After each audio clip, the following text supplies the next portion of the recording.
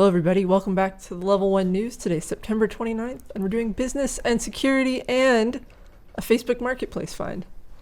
At the end. At the very end. You got to stick around for that. That's the dessert. It's a weird dessert. Let's start out with Microsoft. They had a big event, and they announced a bunch of new stuff. They've got their foldy phone, but it's not as exciting as the other foldy phone. It's just a hinge fold. Yeah, Microsoft debuts the Surface Duo 2 dual-screen Android phone with a larger display and 5G. Ooh. The display doesn't fold, it's just two displays. Just a phone sandwich. Okay. It's something, I guess. How about this, Krista? That's going to cost you $14.99. Well, that's what the original Surface Duo was. However, they had some at our local Staples. Staples, yeah. And it was like $300, and I was like, that's really like on fire sale. I should totally get that. But that was just a couple of months ago. So I would be tempted to get this to try it, but not for $1,500. My God. You gotta check the marketplace for it. Somebody bought it. Was like, this is just trash. I mean, it's still going to be a garbage Android phone once that wears off, once the novelty of that is gone. Yeah.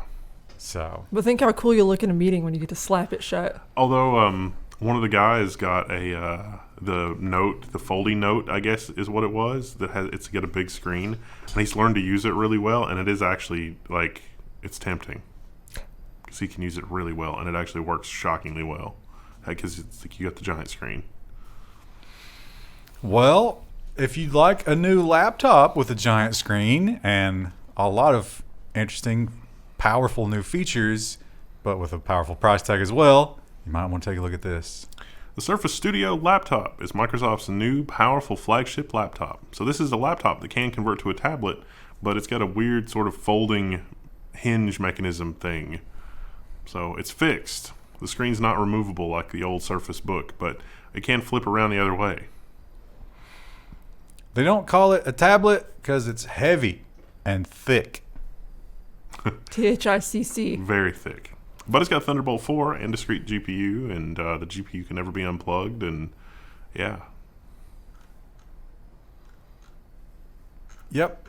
No interest in those Surface laptops, but this one, I'd want this. This I very much want. The Surface Pro 8 is a media-centric 13-inch tablet with a 128Hz Dolby Vision display. This one doesn't have Thunderbolt, does it? Yeah, it does. It does. Okay, that's good. Because I didn't think they were ever going to put Thunderbolt on their Surfaces. I wanted Thunderbolt on the Surface Pro 4 versions ago. And finally, they're just adding it. I think that's one of the few things that they did over the last version. Obviously, the upgraded hardware. They said it's going to be twice as fast. But make the bezel smaller, add Thunderbolt 4. More RAM. You can get up to 32 gigs of RAM now. They did something else too, wasn't LTE. it? Oh, the display. Oh, yeah, the display. 120 hertz display. Yeah. So, yeah.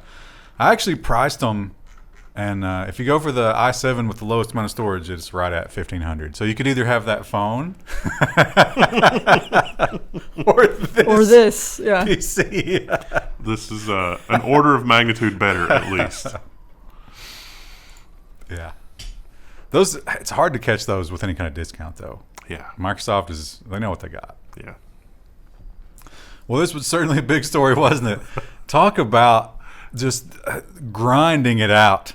Now, it's funny, though, because if you read the court transcripts, the judge actually asked Apple about this before the thing. It's like, now, Apple, depending on which way I rule, because this is before the ruling, it was, is Epic allowed back? Well, I won't spoil it. Well, I think everybody already knows the answer. Yeah. And Tim Sweeney was the one to uncover this. We know that it's definitely true. He angry tweeted it. Bloomberg reports that Apple has banned Fortnite until all appeals are exhausted in lawsuit, probably about 5 years. Now, what I was saying was that before the judge rules, the judge said, is it anything other than Epic? And Apple's lawyer said in the court case that Epic would be welcome back as long as they're willing to follow the rules. That is, in fact, not true. But the thing that was unspoken there was if we unilaterally win this case. Yeah. They did not unilaterally win. They mostly won, though. Not enough. But not enough. Yeah, not enough. It has to be Let's be obvious. Yeah, and that's why I saw this coming, which is why I said that Epic was able to give everybody else what they will never be able to obtain because they're not going back into the App Store. Yeah, and what are the odds that Fortnite is relevant when all these appeals are done? Probably not great. It can't. I mean, I'm amazed it's still going on right now. Although they are going in a different direction with respect to they're doing a copy protection client for Linux, which I never thought that Epic would do, and they're also thinking maybe about launching an Epic Games launcher for Linux. But that's a minuscule market share. Yeah, but it's going to get the headlines. I guess. I don't think that the same people who will be happy about that are the people who are going to be angry about iOS not having Fortnite. That's a Venn diagram that does not touch. And when it comes to Apple, maybe you're on their side here, because, both companies here behaved poorly. And they did have a contract, and Epic did violate it. But if you're an Apple fanboy and you're like, oh, they're fine. You should watch these. These videos will make you angry. This is like the Purdue Pharma videos. That's but it won't have that the same way that the Purdue Pharma videos never changed anything. Aren't these opiates addictive? No, less than 1/10%. Oh, there's certainly not. You can take all the OxyContin you want, and you'll have no side effects, and you can only use the authorized parts. If you use any other kind of glass on an iPhone, it will burst into flames. Those are two absolute truths. Leaked Apple training videos show how it undermines third-party repair. 8 leaked training videos show how Apple instructs its repair partners to buy expensive parts when cheap ones will do. This coaches the repair people on what to say to customers when they say things like, but can't I get this piece of touch glass from the guy down the road for like $20? Isn't it basically the same? It's the touch glass.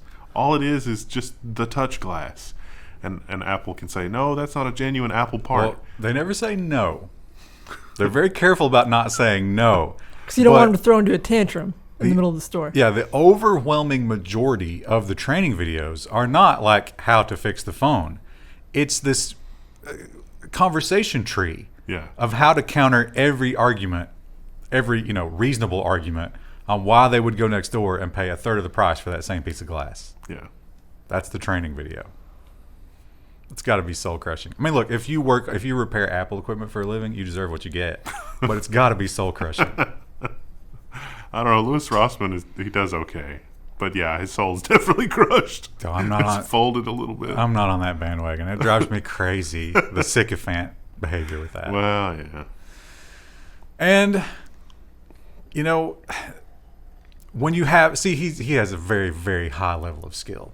So he's able to maybe get above all the noise. It really is insane. But the average Apple repair is not him. Yeah, that's true. And they're going to have to deal with that. The same way that if you have a really, really high level of skill with the blockchain, you can pretty much get a really good job. Tracking stolen cryptocurrency is turning into big business. How blockchain somethings are tracking down digital loot. Sleuths, I think, is the word that you're missing there. Yeah. So this talks about it was the coin where a bunch of it was stolen Tether, but then the exchanges all banded together before the Tether could be, so they invalidated it and gave the original owners, and then the people that stole it actually gave it up voluntarily. So they were able to get everything back, but it was a really interesting case study in the mechanism of how do you recover stolen cryptocurrency? What can you do? What are the options? And they say that it's all about the response time. So somebody was monitoring and actually figured this out the next day or the same day or something like that. And they have this, it's kind of like a murder. The longer they have to get that money out of there, the less chance you have of solving it or getting it back. And here they were just like, oh, there it is, go get it. They canceled the trades. But there's also an argument against the centralization of something like Tether, because they can do that. If they want to, they can change it. How long before the State Department asks, someone to reverse a transaction that benefited, a country on the naughty list? That is a negative amount of time. They have done that. TSMC, they make chips, and if you're not aware, making chips printing money. It's a dirty business. Well, printing money is it's basically printed with resources, natural resources. Yeah. You take beautiful, clean water and air and human life, and you smush it into these little wafers. Goes into basically a food processor. and they're so good. We love them so much. But they take a lot of pressure for that. They point out that a digital device, about 70% of the cost to the earth for that device comes before it's sold. Yeah. So like you're charging and running stuff, and this is true for your car as well, the damage is already done. So what can you do? Well, they've set a date. What worries me about this date is I wonder if the T in TSMC will still be there in 2050. Yeah. I think that's what's at risk The here. entire rest of the planet had better hope so. World's largest chip foundry, TSMC, sets a 2050 deadline to go carbon neutral. For reference, I'll be 60 years old in 2050. So, only 30 years from now. Good Lord. That's a lot of carbon, though. I mean, that's basically planting Brazil every time they, every year, I guess. But they've got this carbon capture stuff now. I'm gonna be honest. I don't really understand it. Yeah. But apparently, for a fairly low price per chip, I think it's on the magnitude of like $20. Capture it. They're already working on dealing with the wastewater better. Like you can scrub the wastewater, but it's still not quite as pure as like the original water.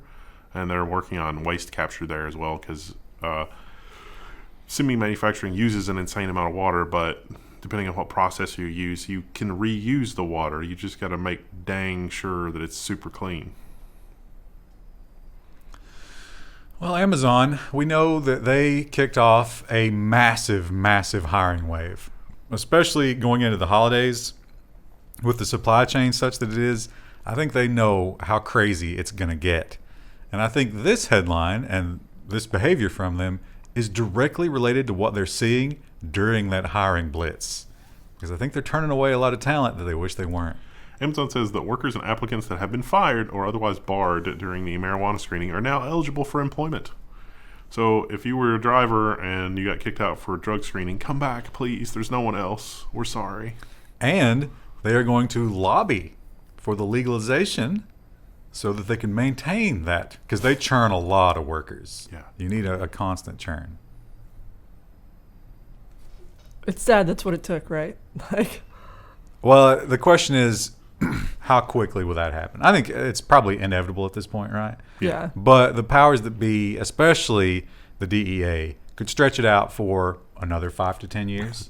Also, if you look at it from the shoe on the other foot, how insane is it that you literally can't find enough people that have the minimum level of talent necessary to be an Amazon delivery driver? Do you think maybe you're expecting too much of your delivery drivers? Maybe scale back on the number of packages that they're expected to deliver? We have a story about that later. Yeah, and after reading that story, I would try almost anything else. Yeah. I think I'd probably rather work fast food. Yeah. So there is that. So again, they are probably expecting too much of their drivers and employees. They say that they're going to do they're not going to screen obviously anymore, but they are going to do some kind of observing during the workday to make sure that you're not high. And I wonder if somebody's working on the wristband algorithm to try and detect slowdown or something. I think it probably goes far beyond that. In 5 or 10 years, it'll be an almost unrecognizable position. They're going to be wearing an augmented reality thing, and they're going to turn the smile into some sort of augmented reality companion, and it's like, gee, Timmy, don't you think you're going a little fast? Or, gee, Timmy, if you put the large packages toward the driver's front as you load the van, you'll have an easier time unloading it as you do whatever. And you can't take it off. Yeah. No, it's like the bracelet the ankle bracelet they give you when you're a drunk driver. Yeah. So you're at home and it's like, Timmy, you've packed that bong 6 times tonight already. Don't you think you should slow down? You got work tomorrow. It should say G every time, like in a really happy, bright voice, but then a robotic voice says your name. Yeah. G, Yeah. Timmy. Oh, I thought We should do a skit with this. I thought you were doing G as in gangsta. No. G-E-E. Timmy, you're a solid G, but you got to slow down on the weed, man. I don't like it when you're like this. When you need to go on a bathroom break, it doesn't turn off. It just goes to sleep, and there's a countdown timer in the corner of your peripheral vision. And if you don't finish by the time that counter is done, it starts broadcasting. Oh. And the bad thing about that is if you cut it too close, the broadcast starts mid-wipe. It's the Ooh. worst one. God. Don't give them ideas. They're probably already like, man, that's a great idea. I mean, it's definitely going to come to that, where there's definitely, like when you're working fast food or whatever, your training is literally going to be, you know, an augmented reality animated companion in your peripheral vision that's just telling you what to do. It's coming. Why spend money on that when you can just get rid of the worker entirely?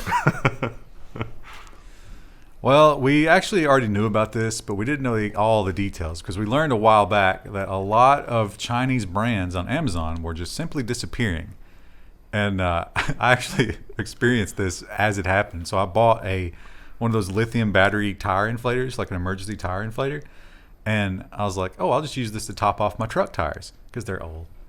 And I popped it on there, turned it on, and it had to move it like 5 PSI. And I was doing yard work. So I was like, all right, I'll hop over here and do this yard work.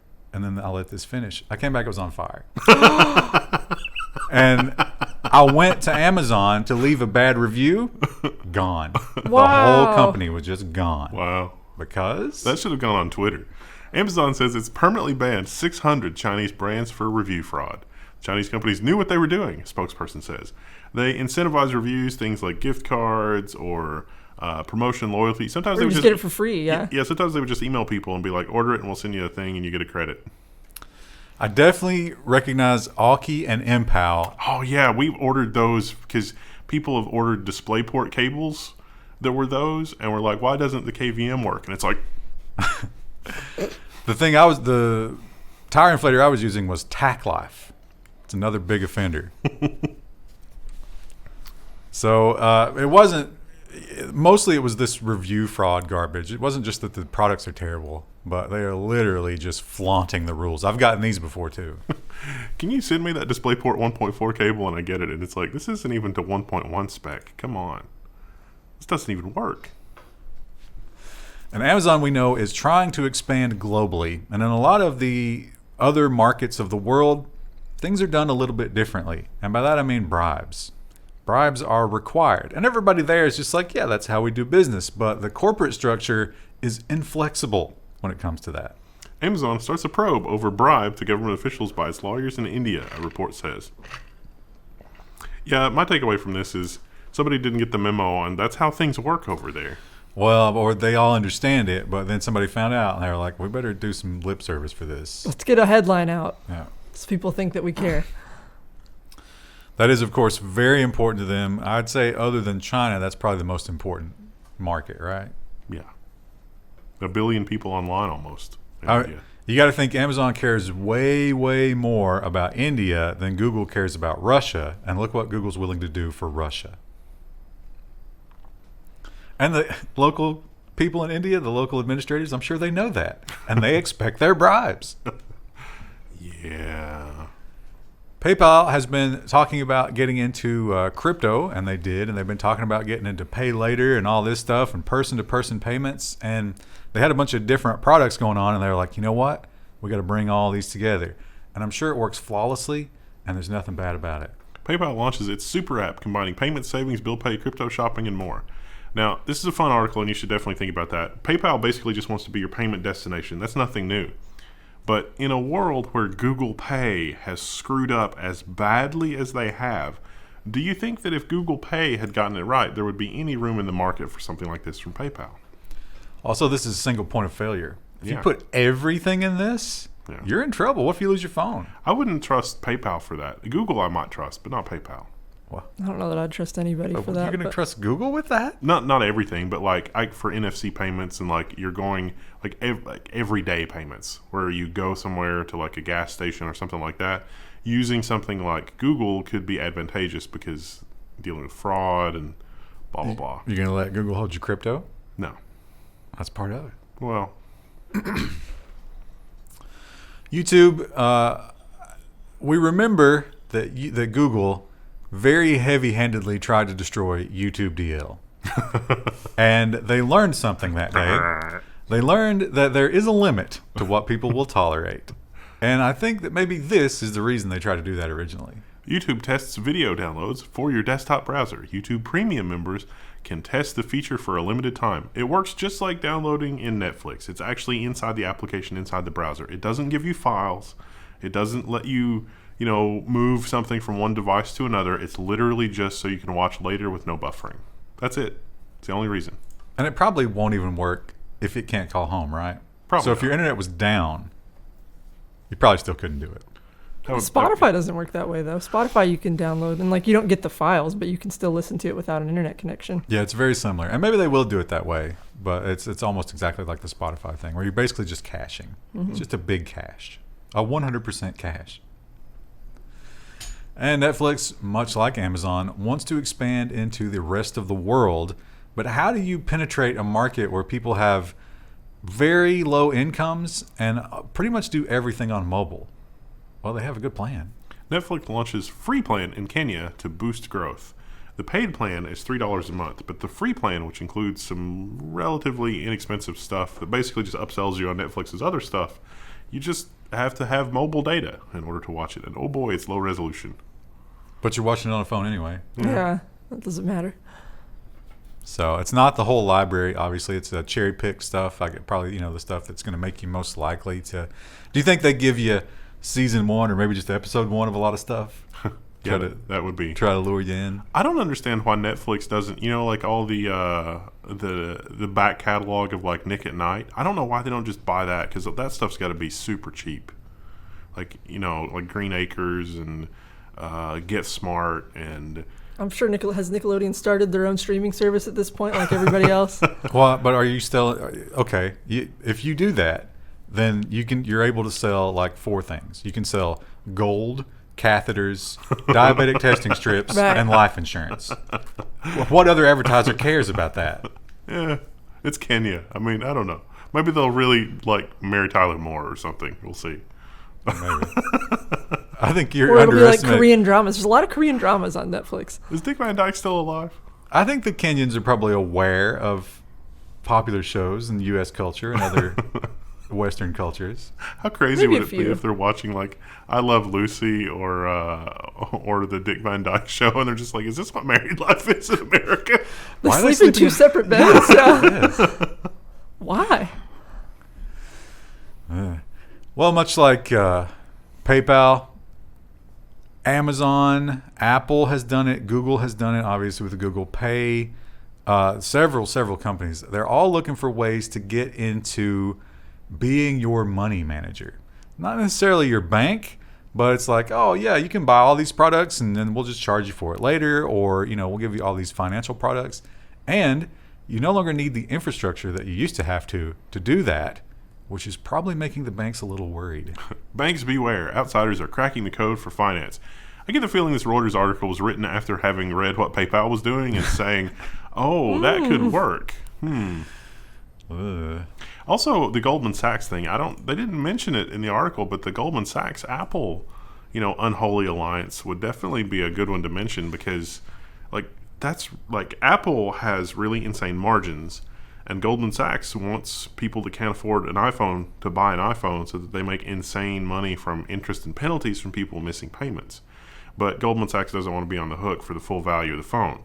So we have this unholy incest between Apple and Goldman Sachs, where Goldman Sachs is not on the hook for the full value of the iPhone, but Apple will at least get the money that it's invested in the iPhone back. So they basically split the profits, but they also split the risk. But it's really no risk for Apple.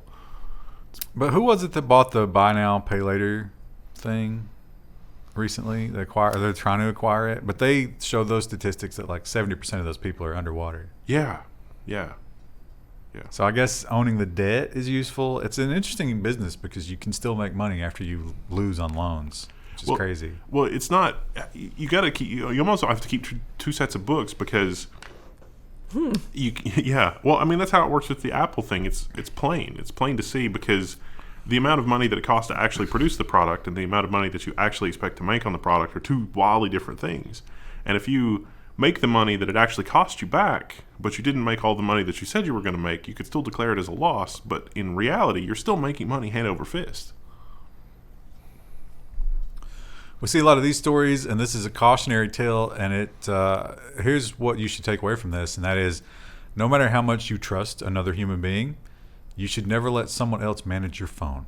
No. Yeah. Under any circumstance, because this might happen, and this is a horrible thing. A Stalkerware firm is leaking real-time screenshots of people's phones online.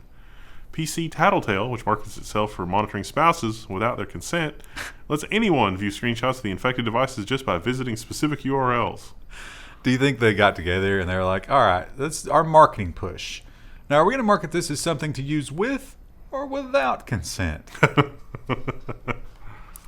So it is just when you are using the Stalkerware thing, it'll take screenshots and it'll send you the URL. That URL consists of a unique identifier for that phone and a timestamp.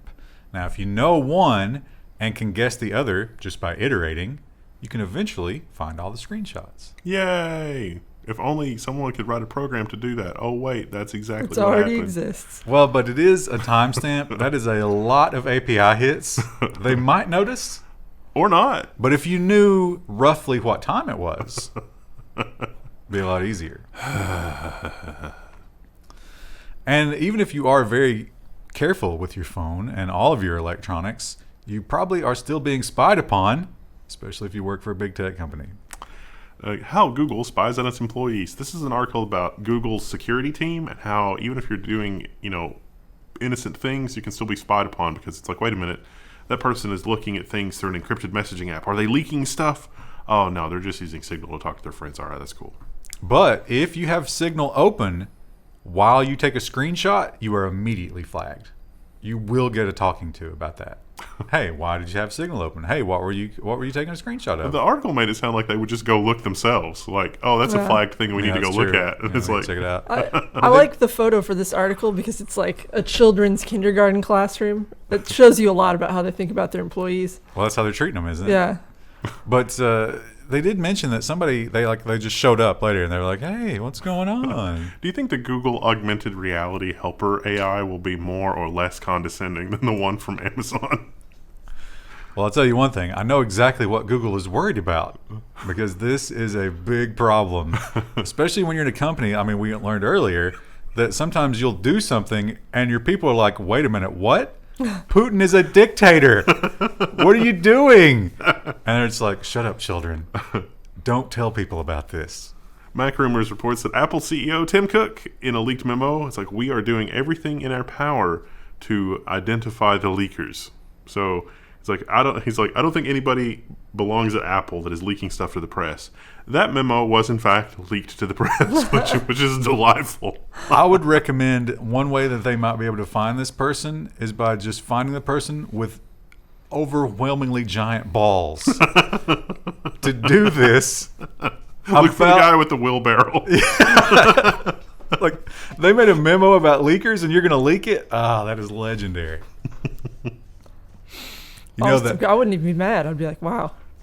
And it could be a woman. I'm not trying to gender it. That's just my joke. But do you think they had a little smile on their face when they hit send? Yeah, they definitely did.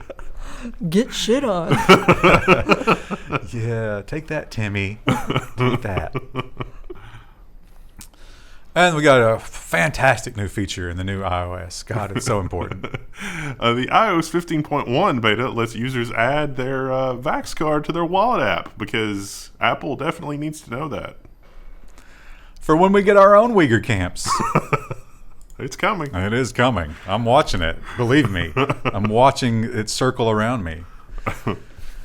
And here's one that's terrifying. Now, it doesn't sound terrifying if you read the TechCrunch article, but think about this. Just think forward a little bit of what might come of this. Now, much like the CSAM. CSAM? Is that it? Yeah. Much like the CSAM thing, they're like, no. This only happens on the phone. Don't worry. We would never look at this. Apple is reportedly working on mental health monitoring using iPhone data. Now, that's exact. The article you should go read the article. There's a lot of cool, interesting stuff there. But I want you to also imagine the Apple Watch and all of your physiological data combined with that. Now, in this episode, we've been talking about like the augmented reality AI helpers. Imagine that Apple has their own augmented reality AI helper. Do you think we'll see a future where, you're going on Amazon Shift and you're wearing your Apple Watch and you're starting to get stressed out because the Amazon AI is giving you a hard time? And then the Apple AI pops up and vouches for you. And it's like, you're really stressing him out. You got to calm down. Now, okay, add another layer of what we've been talking about today.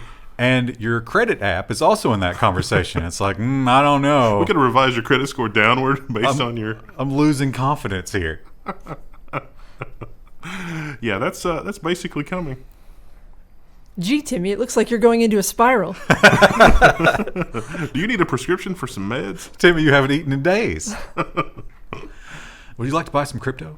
Why don't you make an Amazon purchase? You'll feel better about it. Even though he has to ship it himself. Yeah. And that, again, adds to his misery. Well, the big tech companies have figured out it is cheaper just to pay these people when they find bugs than to have the bug come out in the wild. It's a smart thing to do. It's good for the ecosystem. Everybody benefits. They can afford it. But Apple, as usual, a little stingy. A little stingy. They did it, but they were just like, maybe you don't deserve all of it. Researcher discloses iPhone lock screen bypass on iOS 15 launch day. Oh, I'll read the tweet. We got to read the tweet here. In hopes that Apple realizes that it's being a tightwad rewarding security bug reports and reconsider the bounties. I'm going to give away the lock screen bypass working in iOS 14.8 and 15. Yes. So he was expecting $25,000, which is their usual bug bounty, and he said, well, this is high severity, right? No. I can break the lock screen. I can get into your phone. And they gave him $5,000. I thought they were paying out like $1 million for like the Pegasus type malware. No? You could certainly, I'm sure there are several Israeli firms that would pay a lot more than $5,000 for this. Yeah. A lot more. There's another bug in Safari in a share feature. If you use redirects cleverly, it will redirect to the wrong website. I'm pretty sure that they're not going to pay out the bounty on that, but I submitted it. Should have been like this guy and they don't tweeted. care. They don't care at Yeah. all about that. Yeah. Well, piracy continues to be a contentious thing. I think we have actually kind of like, we've hit a sort of a stride with piracy, right? Like most stuff is convenient enough that you don't have to pirate it. But it's always going to be there. I think it's creeping back up with all the subscription services again. Yeah, you know what? You got a good point about that because they've taken the Netflix model where everybody was like, yeah, okay. All right. What, $12 a month? All right. And like everything's there. Yeah. But now it's more like, if you want a really good selection, what, like $70 a month? Yeah, and it's get like, 'em screw all? that. I'm not doing that. Yeah, well, you might if you start getting this happening to you. Virgin Media subscribers told to pay thousands of pounds to settle piracy lawsuits. What?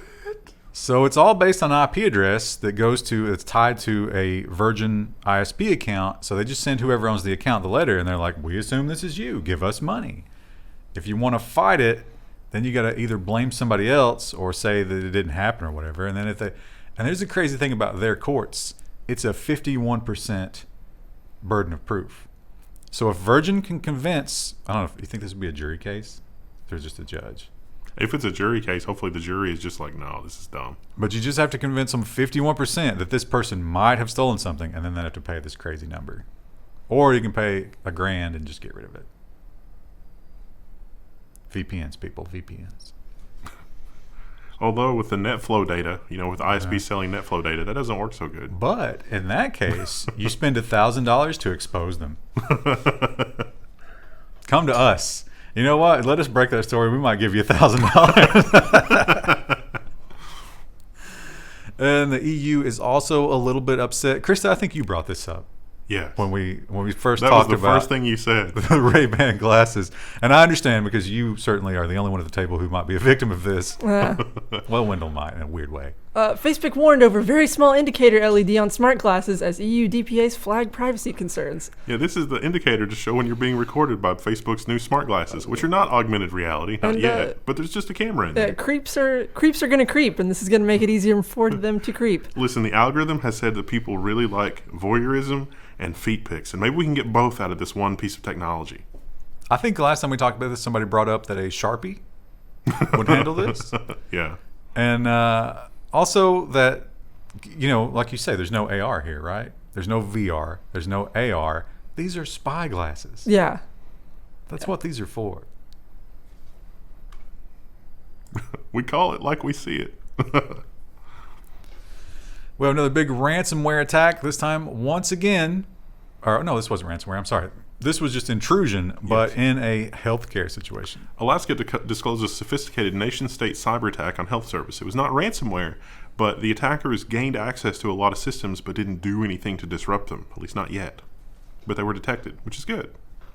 Do you think when a non-Alaskan publication has any excuse me, has any non-Alaskan publication ever printed a story about Alaska with a picture from the summertime? No. Look how beautiful that is. It's got to always. It is amazing. Maybe Yeah. that is the summertime. No, I think it actually warms up a little bit in Alaska. It's for like a month or two. They have a couple of months of really amazing weather and mosquitoes. Yeah, Seems like Alaska butterflies. would be a good place to go work on your book, Except for the mosquitoes. except for the mosquitoes. And this one is incredible because the big thing about this one is like, well, we kind of already knew that, but this is being applied to the image, not to you, to the image. Actually, it works both ways. Researchers defeated advanced facial recognition using makeup. Look at that. I mean, you wouldn't walk around like that, or maybe you would. You know, in the Blade Runner universe, that's going to be in a new Blade Runner movie, right? Where there's some characters who have those kind of weird tattoos on their face. Oh It man, would never detect Mike Tyson. wouldn't that be incredible if we had a whole generation of youth that just started painting their face weird like Yeah, that, just to get away from the AI? that belongs in some sort of dystopian like novel or movie. The only way Or- Timmy can get away from the Amazon AI is to paint his face, and he's like, "Where'd you go, Timmy? I don't see you anymore." Well, So, shh. Chrissy, you say it belongs in a dystopian movie or the current reality. Yeah, or just reality. Yeah. Either one. Which is exactly the same as the dystopian movie. Well, there was a man one time, a long time ago, who figured out a little loophole. And it wasn't really hacking, it was just bribing. But oh boy, did it work. And then it stopped working, but by that time he had a lot of resources. So he got more creative. Man who unlocked nearly 2 million AT&T phones gets 12 years in prison. The 7-year scheme cost AT&T almost $200 million. Now that's one of those potential things, right? Yeah. I know Well, I think that was the full retail value of an iPhone at like $1,000 or $1,500 or something. It was all. I think they counted the full amount, not necessarily what they lost to the amortizing Yeah. monthly cost. But basically, what he's doing here is, when you buy a phone, you're not paying full price. Eventually, you pay way more than full price, but it's baked into your account. But if you just take that phone and go unlock it and go somewhere else with it, that's a cheap phone. Yeah. Which is what he was doing a lot. Now, he was at first just bribing the guys at the place, but AT&T figured that out. Remember we did the SIM card hacking thing? And that was a big story, and so AT&T was like, ugh. So they went with the IMEI to try to fix that, and this guy just went nuclear and put malware on the servers through these same people that he bribed and started doing it internally himself. That's going to hurt his case. Well, it already did. Yeah, he's in prison now. And we have a lot of security companies. It seems like if you the way it goes, the workflow is like military, PMC, security company, Congress. This was the NSA contractors from last week, isn't it? Oh, okay. Well, weren't they ex-military though? A group of mercenaries. Yeah, Great yeah. album. So it was a combination of Oh, okay. but see, these security companies are always run by The revolving door. ex-military. Yeah. And so these guys merged. That's another big thing. Merger and acquisition. You can create one of these security companies and it just gets gobbled up. It's like a tech startup. And they made a lot of money. But now it's coming out that maybe they did some things that weren't allowed. The MIT Technology Review has some updates and some more details. This U.S. company sold iPhone hacking tools to United Arab Emirates Spies. That was not okay, it turns out. The State Department has taken issue with this, and oh boy, there's criminal charges. Yeah, they consider that the same as selling them missiles. Munitions. It's not okay. They used to consider cryptography munitions. They still do in the case of Iran. And of course, we found this stuff installed on some journalist's phone. Like the UAE, they got a lot of different spy stuff going on. I mean, they're really diversifying their spying portfolio. Morocco got this to put on the French president's phone. yeah. I mean, come on. How hard can it possibly be to get? I'm sorry, Morocco. I'm sorry, but how hard can it possibly be? Well, I think these are turnkey services, right? These mercenaries are doing all the work. If you have coin, Khajiit has spyware. Yeah, exactly. And the LinkedIn hack, which we found out about, was that last week or the week before? It's been a couple of weeks ago. We knew that it was was out for there. sale. Yeah, they were trying to sell it. It turns out no one cares because most of this is public data anyway. hackers have leaked the LinkedIn 700 million data point data scrape. So 700 million people, if your data was in LinkedIn, I'm so sorry. And also, I told you so. But really the only thing that wouldn't have been publicly known here was your email address. But because some of these people are high-ranking CEOs, that could still be very annoying. Yeah. Gonna email Tim Cook and be like, so, did you find the leaker yet? Tim, I'm the leaker. It's just taunting me. Oh, and finally, here it is, chat. This one, I would love to say that I would love to tell you what this is. But we don't know. We assume that NFS means not for sale. Maybe just because it's so good. I don't know, but here it is. It looks like some sort of something for the bar top. This was a late contender. I saw this morning. I looked under the free section is where you find the particularly strange things on Marketplace, and this is marked free. NFS, I think, means not for sale. You can just have this. Oh, what if it's a child's costume? A child's Halloween costume? Is that what that's supposed to be? That armhole looks pretty small. It would have to be for a child like of 7 or 8. I mean, that's the SpongeBob demographic, though, right? It looks like you can look through the eyes and the mouth, like the mesh. But for where the armholes are, that's maybe not the right place. Not at all. The head would have to come out the top. Yeah. It says condition used. Someone's used it. But also, like the bottom there, like the lower part isn't large enough. He's all torso. I don't know what it is. Also, what kind of camera did they use to take this picture? It's so grainy and so blurry. This is the $100 Walmart phone running Android 4. And they were like, should we move all this stuff off of this bench while we take the picture? No. No, that's a reoccurring thing in Facebook Marketplace. It's always like, here's some shoes. And then it's like on this filthy floor or on like the sheets of a bed. It's like, why are you putting your shoes on your bed?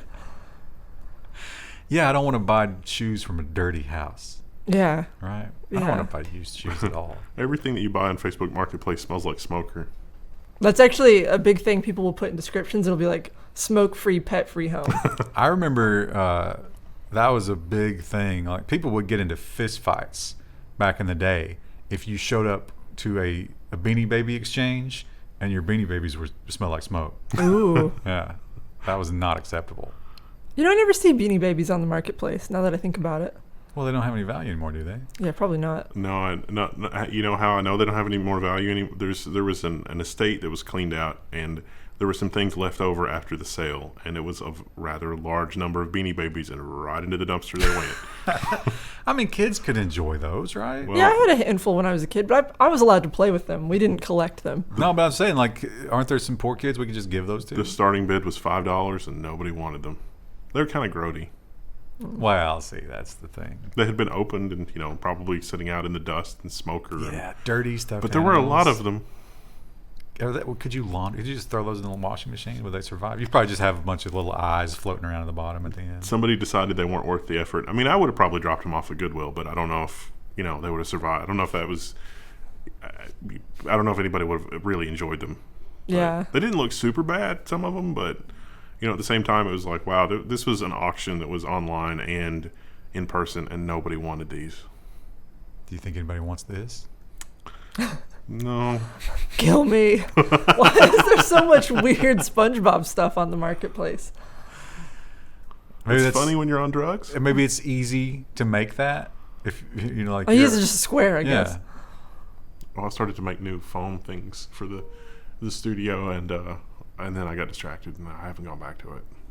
I thought you were going to say, like, you're going to make a SpongeBob thing, and I was like, why? No, I'm using leftover. We use rock wool insulation for the server closet, and I was going to try that because it seems like a really good sound baffle. How many coffees have you had today?